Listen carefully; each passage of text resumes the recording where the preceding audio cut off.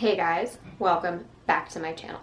I think I have fixed the lighting from my last video. I try and use natural light and sometimes synthetic light when I film in darker times, so like later in the day or at night.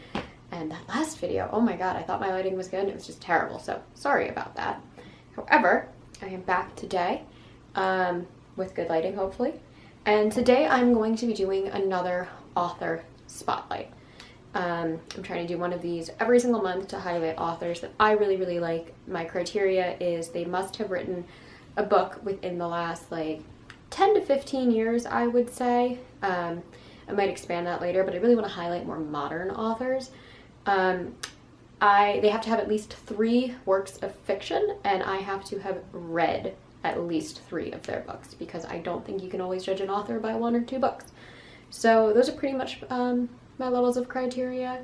I'm coming up with lists of authors that I want to do, but today I really want to feature Grady Hendrix. He is an author I discovered back in 2020, and I just immediately fell in love with his writing style, his tone, his humor, and he actually wrote one of my top 10 reads of 2020, which we'll get into in a little bit. But yeah, so let's go into Grady Hendrix. So Grady Hendrix started out as a journalist. He's written for a bunch of publications, including, let's see, Playboy, Slate, The Village Voice, New York Post, Variety, and a bunch more. He is obviously a horror author.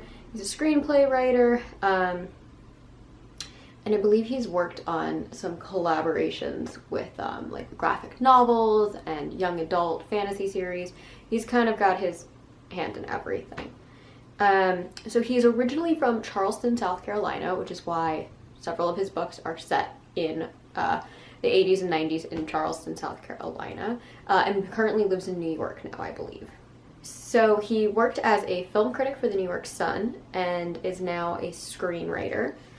So he worked on 2 movies that have been released. One was 2017's Mohawk, and then 2019's Satanic Panic, which I think actually had a lot of buzz in like the horror movie, like B-movie kind of world. I've heard it's really good if you go in knowing it's like really cheesy. I haven't seen it yet. I do plan on watching it soon. And he's got 2 upcoming screenplays that he's writing. One is for a movie called The Black Room that I know absolutely nothing about. And then another one is for Horror Store, which is going to be a movie based off of his own novel. He also has a recent short story collection called Dead Leprechauns and Devil Cats that was released in 2020. He has written a large number of novels, I believe 11 novels, or 11 books and 1 cookbook. So his breakout novel was Horror Store. He also has a book called My Best Friend's Exorcism. He's got We Sold Our Souls and the Southern Book Club's Guide to Slaying Vampires. I have a copy of this book, but I don't have it readily available, but he does have a book called Paperbacks from Hell, which isn't a novel, but it is him basically gushing over like kind of like the cheesy 1980s spike in like B-level paperbacks that came out and were like all the rage back then. He's also oddly the co-founder of the New York Asian Film Festival, even though he's not Asian, and he really likes to talk about the fact that he works there, so just want to throw that out there as well. But what I really want to do is dive into his 3 most popular and well-known books. They are 3 books that I have read. They are 3 books that I really like, and basically talk about why I like them, why they're so popular, what makes them unique, and what kind of defines his writing style. So I want to start off with his 2014 breakout novel, Horror Store. I believe he had written several novels before this one. I think they're almost all out of print now, but this was the one that really blew up. And like I said, he has got the film rights sold for this one. He's working on the screenplay for it, so this is a very popular, well-loved book by Grady Hendrix. Out of all the stuff that I've read by Grady Hendrix, this is my least favorite. I talked about this book, like a kind of mini review in my January 2020 wrap-up, but this is a really interesting take on a haunted house story. So basically it is set in like a knockoff IKEA style store, and the employees of that store have to spend the night there because something is going on, and lo and behold, it's haunted and there's ghosts everywhere. So one of the things I love about this book is the actual layout of the book. It is designed to look like an IKEA magazine, those like really iconic magazines that I believe were recently just taken out of print. I don't think they make the magazines anymore. But when you go through it, you'll see things like this. It's called Orsk in the book instead of IKEA. You get little things like this. And then at the beginning of every chapter, you get this like little ad for like a piece of furniture. And all the furniture pretty much pertains to things that are happening within the book, usually within that chapter. So this book's really fun. It's creative. It's very funny. It's a unique spin on the haunted house tale, but there are some flaws with it. These are the least relatable characters I feel that Hendrix has ever written. They're pretty much very, very one, maybe slightly two-dimensional characters. Each character seems to have very much like, this is my role in the book and this is how it drives the plot kind of storyline. They're pretty much all retail workers in Orsk. So you have, of course, like the overzealous manager who loves to follow the rules. You have like the super like burnout. You've got the like overachiever who's been there for years and years and years but never gets a promotion. Like you have all of your retail stereotypes in here, and it's pretty much a story about them hunting ghosts. Well, some of them are hunting ghosts. Some of them are just trying to discover like that ghosts are there. But yeah, it's a really interesting take. I think the ghosts are the most unique part of this. I'm not going to go into what the ghosts are because I think it gives away a lot of what happens in the book. But I think the ghosts are a really, really good metaphor for working in retail, and I think he really nails what the horrors of working in retail are really like. It's a very, very good metaphor. It's very, very well paralleled, and it's fun. I will say it's one of those books that's like, it's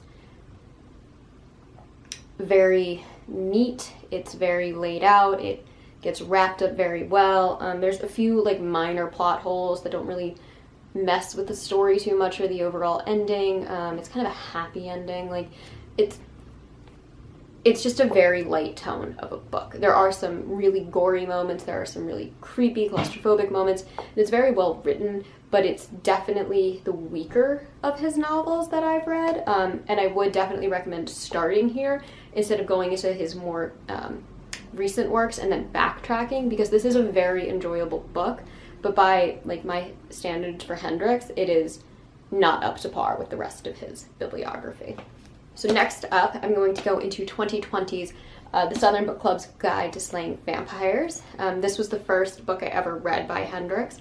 I love this cover. I think this is one of the most beautiful book covers ever. This book is quite a trip. It is extremely well written, it is extremely readable, and it is extremely infuriating in parts. So this is about a group of women in the 90s in Charleston, South Carolina, who form a book club where they read like true crime and horror novels because they are tired of reading kind of like the cliche romance novels in most of the book clubs in Charleston. And they come to discover that one of their neighbors is potentially a vampire. So this is a really fun, quirky book. If you've ever been to Charleston, this book captures the environment of Charleston, South Carolina to a T. It really nails the city down. I really love like Southern Gothics and Southern horrors, and I think that this book does a phenomenal job of playing up to that setting. While this book is very well written, it is very scary, very disturbing at times. There's like a weird undertone of misogyny in this book that is kind of debatable. I don't think Hendrix is writing from a misogynistic point of view, but I think he's kind of making a statement on what life in the South at that time was like for like the upper class, where a lot of women in this book are married to these kind of very one-dimensional husbands. The husbands don't really pay attention to them. They kind of have the women in like this I guess just like this cycle of like doing what's best for the family and focusing on appearances, and it just kind of felt like I was reading about 1950s housewives instead of what should have been strong Southern women in the 90s. So that kind of left like an ugly taste in my mouth, but beyond that, I do really enjoy this book. I really, really liked the story and the plot, even though I didn't really care for a lot of the characters. But this is, again, the setting is so beautiful, and it is a very fun spin, and it is quite scary at times, and I did read this very, very quickly.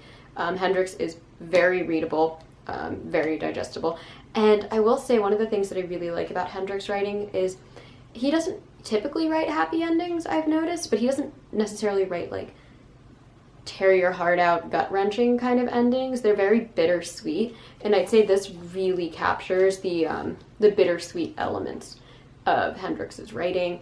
This was a 4-star read for me. Both this and Horror Store were, but I find this one to be much, much stronger, way more digestible. There are, again, a few things that really did rub me the wrong way, but overall, I don't think that it's worth skipping because of that. Yeah, I think this is a really, really well done book, and I do recommend reading it in the summer. I feel like you get a lot of these like summery vibes from reading it. It really did make me want to go back to Charleston like immediately. He nails that setting. I cannot express that enough.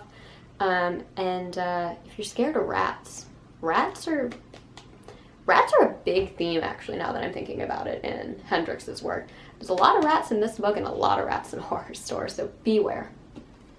Okay, and then last but not least, I want to talk about my best friend's Exorcism. So this was Grady Hendrix's 2016 release.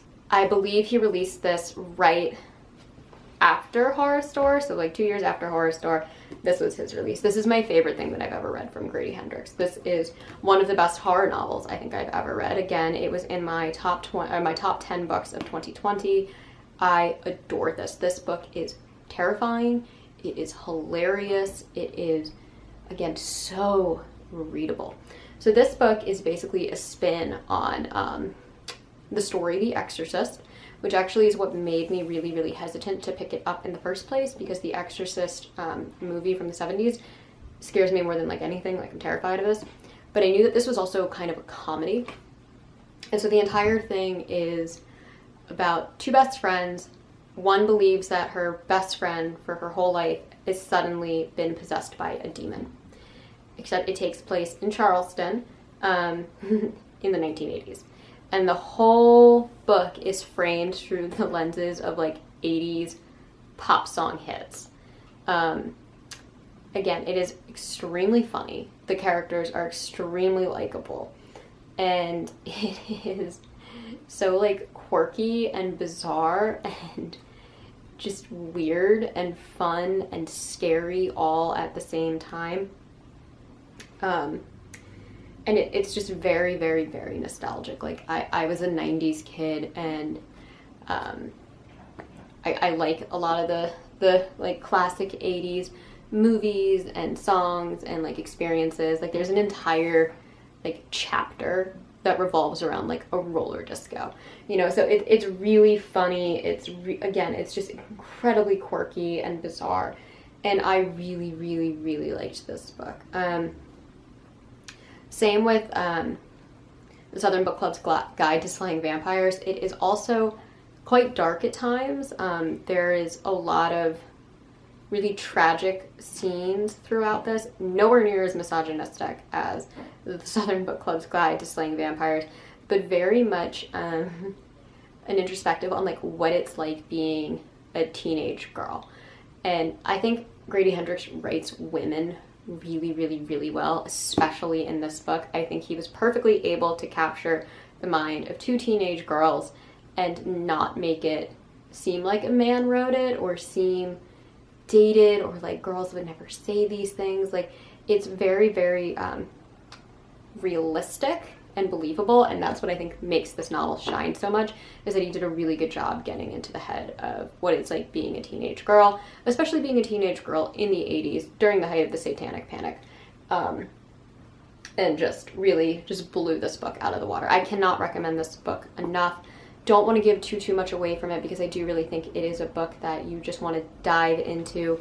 But yeah, just know that it is like a spoof on The Exorcist, but it is still scary and nostalgic and fun. And I didn't want to put this book down. This was one of my my beach reads over the summer, and it was just absolutely fabulous. Cannot recommend this one enough. Definitely the strongest thing that Hendrix has written so far. So those are the books that I have read and I have loved, but Hendrix actually has a new book coming out. I talked about it in my most anticipated novels of 2020, and it's going to be called The Final Girl Support Group, and it's basically about all of the final girls from like various slasher events meeting and just going to these like weekly support groups, and mayhem ensues, I believe. I think one of them like goes missing or something. There's not a lot of information out about it. I believe it's coming out in either June or July of this year, but I'm very excited to read that. I think just judging by how he's spoofed vampires and the haunted house story and The Exorcist, I think him taking on slashers will be a really fun ride. Anyway, that is all that I have for you guys today. Please let me know any other authors that I should be checking out or that you would want me to spotlight. You can leave those in the comments down below. As always, if you like this video, please hit that like and subscribe buttons down below, and I will catch you guys in the next one. Thank you.